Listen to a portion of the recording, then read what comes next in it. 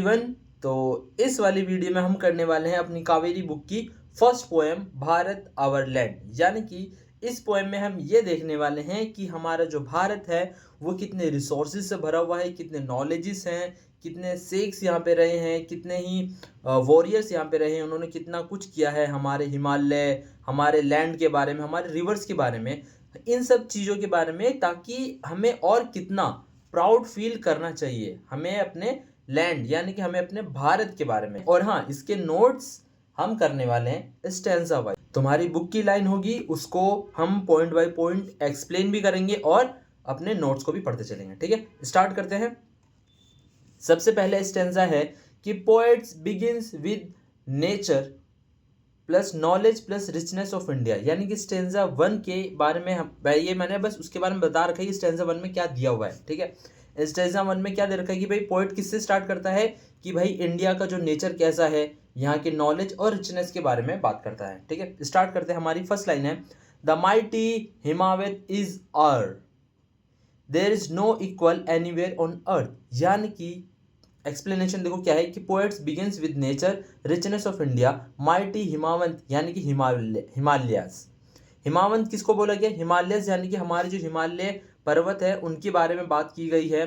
These mountains are very strong tall and powerful. यानी कि हमारे जो हिमालय है और इसके आसपास की जितने भी हिमालय रेंज के और भी जो पहाड़ है वो सब इतने टॉल है, इतने स्ट्रॉन्ग है और बहुत ही ज़्यादा पावरफुल है कि किस चीज़ को ये सिंबलाइज कर रहे हैं कि symbolise India's strength, protection and greatness. यानी कि ये हमारे भारत की देश की क्या है, ये स्ट्रेंथ है, हमारे देश को ये प्रोटेक्ट भी करता है क्योंकि दूसरे देश के लोग हमारे इंडिया में नहीं आ सकते क्योंकि हमारे पास ऊंचे ऊंचे पहाड़्स हैं, ताकि वहाँ पे हमारे जो जितने भी सिपाही वगैरह सब होते हैं ना वो हमें प्रोटेक्ट कर रहे हैं क्योंकि हमारे पास माउंटेन रेंज हाई है, तो जिसकी वजह से कि हम बाकी जगह को भी हम अच्छे से मॉनिटर कर सकते हैं। एक तरह वो समझो, और पहाड़ है जिसकी वजह से कि हमें बाकियों से भी प्रोटेक्ट करता है। ग्रेटनेस है, ये इसकी भाई महानता है क्योंकि इतना बड़े बड़े माउंटेन रेंजेस है। No other mountains in the world like Himalaya show India is unique superior. यानी कि इसके तरह यहाँ पे बोले there is no equal anywhere on earth, यानी कि इसकी तरह और भी कोई कुछ नहीं हमें देखने को मिलने वाला है पूरे अर्थ में। आगे देखो क्या है, the generous Ganga is our which other river can match her grace. यानी कि ये किसको रेफर किया गया है, ये जो लाइन बोली हुई है ये वाली, ये जरूर नोट करते हुए चलना। देखो पोएम अगर आप कर रहे हो तो इसमें आपको हर एक लाइन का एक्सप्लेनेशन अच्छे से करना आना चाहिए। तो refer to the Ganga river, generous Ganga बोला गया है, गंगा रिवर को बोला गया। गंगा क्यों बोला गया, ये देखो, Ganga gives water life and fertility. यानी कि गंगा की वजह से क्या देता है भाई, ये वाटर लाइफ देता है, एक्वाटिक एनिमल्स को कितनी लाइफ देता है, हमें भी कितनी लाइफ भाई। गंगा रिवर से कितनी नदियाँ ट्रिब्यूटरीज बनती हैं ताकि अच्छे से फर्टाइल लैंड हो, उसके आसपास के लैंड में बहुत ज़्यादा फर्टाइल होती है और एक तरह से वो लाइफ प्रोटेक्ट है, लाइफ सेवर भी है हमारे लिए क्योंकि पानी के बिना तो कुछ होना ही नहीं है ना लाइफ में। आगे देखो क्या है, symbol of kindness and nurturing nature. यानी कि किस चीज़ का, जो गंगा को रेफर किया गया किस चीज़ का कि भाई काइंडनेस, कितनी वो क्या कहते हैं उसको, उदारता है। ठीक है, कि भाई ये अपने परोपकार कितनी अच्छे से करती है कि भाई हमारे नेचर का ये कितना अच्छा गिफ्ट है कि वो हमें लाइफ देती है, नेचर प्रोवाइड हमें जो कर रही है। आगे, no river is pure respect as Ganga. यानी कि दुनिया में और कोई भी ऐसी रिवर नहीं है जिसकी कि इस तरह से रिस्पेक्ट होती हो, इतना प्योर हो। ये किस चीज़ को शो कर रहा है, शो इंडियाज स्पिरिचुअल इम्पोर्टेंस। यानी कि हमारे इंडिया की स्पिरिचुअल इम्पोर्टेंस को शो करता है क्योंकि गंगा क्या है, हम उसको पवित्र मानते हैं, उसकी पूजा भी करते हैं। बाकी हालांकि ये चीज़ गलत है कि वहाँ पे जाके लोग जो शैम्पू वगैरह सब करके उसको पोल्यूट कर रहे हैं, वो चीज़ बिल्कुल गलत है भाई। अगर आप कभी भी जाओ ना नहाने के लिए, गंगा नहाने के लिए जाते हो तो प्लीज़ साबुन और शैम्पू ये सब चीज़ यूज़ मत करना। ठीक है, नेक्स्ट आगे चलते हैं। The sacred Upanishads ours what scriptures else to name with them. यानी कि देखो, सेक्रेड उपनिषद किसको बोला गया कि जो होली उपनिषद होते हैं, होली उपनिषद यानी कि पवित्र ग्रंथ वगैरह जब सब होते हैं ना वो सब बोला गया द सेक्रेड उपनिषद्स आर। ये किस चीज को कर रहा है कि होली उपनिषद यानी कि सोर्स ऑफ नॉलेज जिसे हम कहते हैं। ठीक है, उपनिषद जो अगर तुम हिस्ट्री में पढ़ोगे ना, उपनिषद किसे कहते हैं, वो सोर्स जिससे कि हमें नॉलेज मिले। पहले के टाइम के लोगों ने लिखी होगी ना किसी चीज में, तो वो उपनिषद जो है वो हमारे पास है। No other religion text can match them. यहाँ पे देखो सॉरी, दैम की स्पेलिंग गलत हो गया, टैम हो गया, इसको करेक्ट कर लेना। यानी कि दुनिया में और भी ऐसा कोई रिलीजियन टेक्स्ट नहीं है जो इसके टेक्स्ट को मैच कर पाए, ऐसा कोई रिलीजन ही नहीं है। India is leader in wisdom and knowledge. बोला गया है कि इंडिया भाई किस चीज का लीडर है? विजडम, बुद्धिमानी, और नॉलेज, ज्ञान का भंडार है भाई, इसकी बराबरी कोई नहीं कर सकता। नेक्स्ट है, this sunny golden land is are, she is priceless let's praise her. यानी कि India is describe as bright, rich, fertile and full of resource land. यहाँ पे देखो रिसोर्स की बात करेंगे कि भाई हमारे जो लैंड है, यानी कि जो सुनहरा जो क्या कहते हैं उसको, जमीन कह लो, जो सुनहरी जमीन है हमारे देश की भाई, वो फुल ऑफ रिसोर्स, इसके अंदर बहुत सारे रिसोर्स है, कोल है, पेट्रोलियम है, बहुत कुछ है, ठीक है, डायमंड तक भी निकलता है भाई। तो हमारा जो सनी गोल्डन लैंड है वो सब कुछ हमारा है। सी इज पीयरलेस, इंडिया जो है मतलब कि इसकी भाई कोई बराबरी नहीं कर सकता, इसकी कोई टक्कर का है ही नहीं। India has no equal, poet encourage feel proud and respect. यानी कि पोएट यहाँ पे दिखा रहा है कि भाई हमें अपने भारत देश की, ठीक है, रिस्पेक्ट करनी चाहिए और हमें प्राउड करना चाहिए कि हम ऐसे देश में रहते हैं। नेक्स्ट स्टैंडर्ड 2 देखो इसके बारे में। अब यहाँ पे क्या होगा, सबसे पहले हमने क्या पढ़ा कि भाई जो नेचर्स वगैरह सब उसके बारे में पढ़ा। स्टैंडर्ड 2 में देखो क्या क्या है। Poet now talks about people, culture and greatness of India. अब पोएट जो बात करेंगे यहाँ पे, जो यहाँ के लोग कैसे हैं, यहाँ का कल्चर कैसा है और हमारे इंडिया इतना महान क्यों समझा जाता है, ठीक है।